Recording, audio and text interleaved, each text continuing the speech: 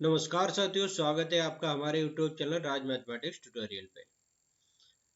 हम class 10th के science के एमसीक्यू ला रहे थे। यूनिट 1 और यूनिट 2 समाप्त हो गई। आज हम लाए हैं यूनिट 3 के एमसीक्यू। यूनिट 1 और यूनिट 2 के लिंक हम इसके डिस्क्रिप्शन में डाल देंगे। देखना हो इसकी प्लेलिस्ट भी बना देंगे, जब आप रिवीजन करना चाहें एक साथ देख सकते हैं। और इसमें ये एमसीक्यू हमने इस प्रकार लिए हैं कि इसमें पूरे पाठ का सार आपका सम्मिलित है बिल्कुल।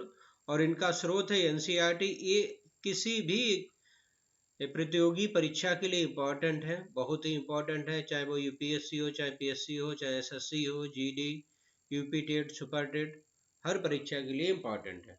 चलिए देर न करते हुए शुरू करते हैं। धातुओं के भौतिक गुणधर्म के संबंध में निम्नलिखित युग्मों में से कौन सा या से सही सुमेलित है, मतलब कौन से सही सुमेलित है। पहला है आघात वर्धनीयता, मिलेबिलिटी।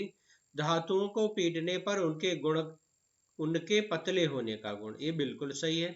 तन्यता, डक्टिलिटी, धातु के पतले तार के रूप में खींच सकने की क्षमता, ये भी सही है।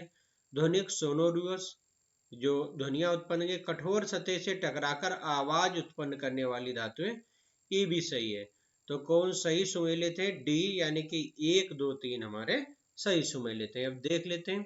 देखिए ये मेलिएबिलिटी की डिफिनीशन है। ये सोना दिखाया गया है, इसे हथौड़े से पीट पीट कर पतला बना दिया गया है, तो ये मेलिएबिलिटी है। Malleability is the ability of a substance to be hammered और rolled into a thin sheet. जो पतली चादरों में परिवर्तित किया जाता है वो मेलिएबिलिटी होता है। दूसरा है तन्यता। किसी भी कोई मेटल होता है उसके पतले ताल खींचने की जो गुण होता है उसे हम डक्टिलिटी या तन्यता कहते हैं। नेक्स्ट है सोनोरियस।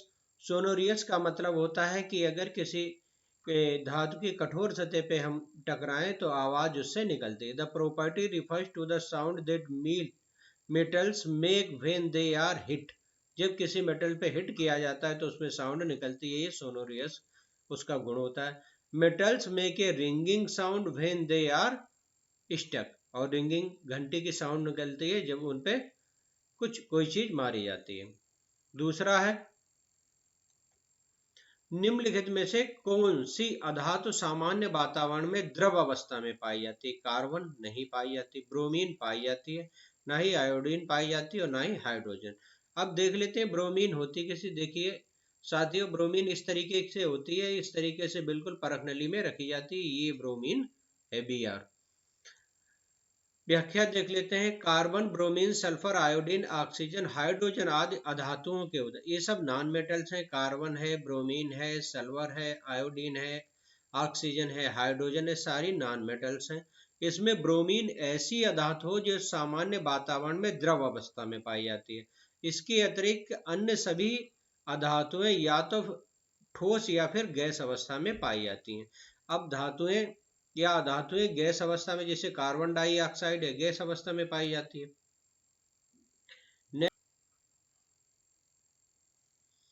धातुओं के संदर्भ में निम्नलिखित कथनों में से कौन सा शेष सही है।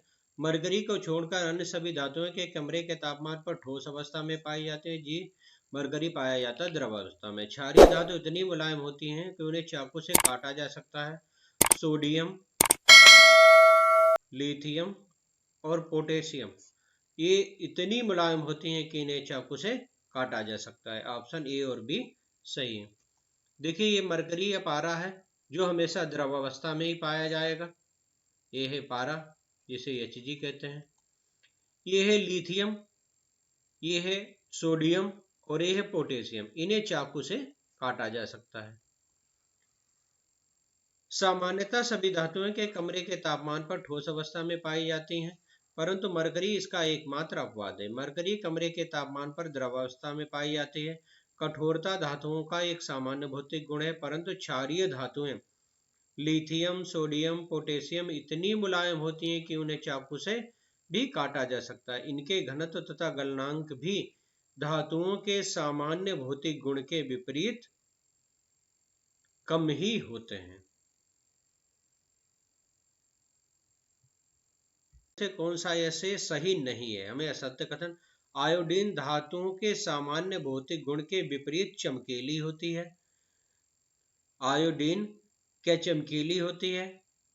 तो ये जो है कथन सही है कि आयोडीन भौतिक गुण के, ये कथन सही है, लेकिन हमसे पूछा गया सही नहीं है। हीरा कार्बन का है जो सबसे कठोरतम, ये भी सही है। ग्रेफाइट एकमात्र ऐसी अधातु है जो विद्युत की कुचालक होती है। ग्रेफाइट होती है विद्युत की सुचालक, इसीलिए ऑप्शन ये हमारा सही होगा, यानी कि सी केवल सही है। अब देखिए ये दी गई आयोडीन जिसमें एक चमकीली है, चमक है, ये है आयोडीन। आयोडीन ये है हीरा जो सबसे कठोर अधातु है। ये है ग्रेफाइट जो एक सुचालक है, सुचालक है। आयोडीन अधातुओं के सामान्य भौतिक गुण के विपरीत चमकीली होती है, अतः कथन एक सही है। कार्बन एक अधातु है जो विभिन्न अपर रूपों में पाई जाती है। हीरा इसका ऐसा ही एक अपर रूप है। ये सबसे अधिक कठोर प्राकृतिक पदार्थ है। इसका गलनांक तथा क्वथनांक भी बहुत उच्च होता है, अतः कथन 2 भी सही है। कथन 3 गलत है क्योंकि ग्रेफाइट एक ऐसी अधातु है जो विद्युत की सुचालक होती है, ना कि कुचालक होती है। ये कार्बन का एक अपर रूप है। अगला है, निम्नलिखित कथनों पर विचार कीजिए। सभी धातु ऑक्साइडों की प्रकृति क्षारीय होती है। ये सही नहीं है, सभी की क्षारीय नहीं होती है, कुछ की क्षारीय होती है, ये सही नहीं है। चांदी अत्यंत अधिक ताप पर ऑक्सीजन के साथ अभिक्रिया नहीं करती, ये सही है। सोना जल से किसी भी अवस्था में, ठोस द्रव गैस किसी भी अवस्था में अभिक्रिया नहीं करता, ये भी सही है। ऑप्शन हमारा बी सही होगा। वायु में जलने पर लगभग सभी धातुएं धातु ऑक्साइड देती हैं। अधिकतर धातु ऑक्साइडों की प्रकृति क्षारीय होती है, परंतु कुछ ऑक्साइड अम्लीय तथा क्षारीय दोनों प्रदर्शित करती हैं, इसीलिए ऑप्शन ये हमारा गलत हो गया। जैसे एल्युमिनियम ऑक्साइड तथा जिंक ऑक्साइड, अतः कथन एक गलत है। अधिकांश धातु ऑक्साइड जल में घुलनशील है, परंतु कुछ धातु ऑक्साइड जल में घुलकर क्षार प्रदान करते हैं, जैसे सोडियम ऑक्साइड और पोटेशियम ऑक्साइड। वहीं अधिकतर धातुएं दहन करने पर ऑक्साइड प्रदान करती हैं, जो जल में घुलकर अम्ल बनाते हैं। सिल्वर, चांदी, सोना अत्यधिक तापमान पर भी ऑक्सीजन से अभिक्रिया नहीं करते हैं, कथन 2 सही है।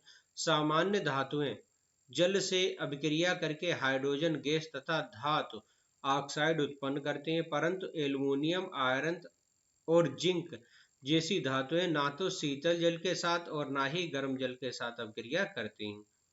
वहीं लेड, कॉपर, सिल्वर और गोल्ड जैसी धातुएं जल के किसी भी रूप में के साथ अभिक्रिया नहीं करती हैं, अतः कथन सी हमारा सही है।